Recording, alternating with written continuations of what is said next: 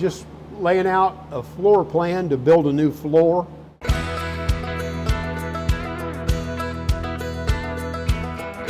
This was a 1937 Ford, and my dad's Uncle Lowell bought it brand new as a farm truck.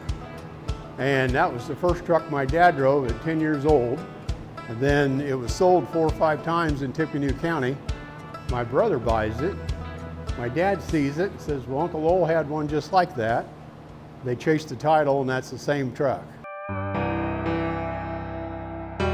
Born in New Richmond, Indiana. Grew up there all my life. Still there. I'm restoring trucks now, and I've got a grandson and my kids. I was at the point that I was making a list on each truck what needed to be done for the kids to finish someday, because I wasn't getting anything done on them anymore. When I was 48, I had a kidney removed for kidney cancer. So I've been dealing with that all them years. And then when I was about 60, the other kidney failed. And I started on dialysis, and then it got to the point my blood pressure kept dropping and dropping, and I couldn't get dialysis done proper. Marvin is a 65-year-old gentleman who had end-stage kidney disease for which he was on dialysis. In addition to that, his heart pumping function was reduced, and he had severe narrowing of the main valve, which is called the aortic valve, when I first met him. When Marvin came to see us, he was extremely short of breath.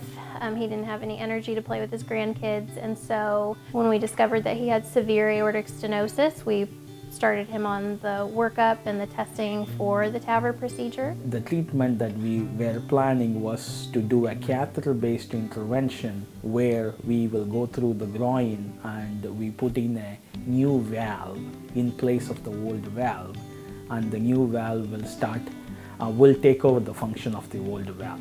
The procedure is called the transcatheter aortic valve replacement, TAVR. When it was finally time to bring him in for his TAVR procedure, he had a lot of fluid on him that had not been able to be removed at dialysis, and so we had to bring him in 2 or 3 separate times, ended up admitting him to the hospital and doing a special procedure day just for Marvin so that he could receive dialysis during his admission and then immediately receive his TAVR procedure. The nurses that took care of me were outstanding, and all the doctors, they all got together, they all knew what was going on.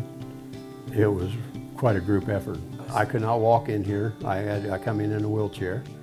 I could walk probably 10 or 15 feet, but I couldn't walk from the parking lot. They said I would notice the difference that day probably within a couple hours. And after the anesthesiologist come in and see me, and the surgeon afterwards, after the surgery, and it was probably 3 or 4 hours after the surgery, they come in the room and said, "You ready to get up and walk?" And I said, "Sure."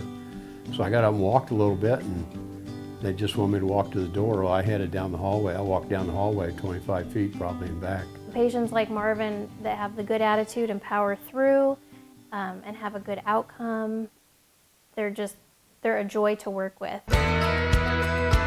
Next week I was back down here, and every day I was getting stronger and working longer, and just like yesterday I was down here 6 hours. Those are the drag racing trophies I won in 82, 83, and 84. Actually building a dragster that I plan on going drag racing on Father's Day weekend. Now it's my turn to play again.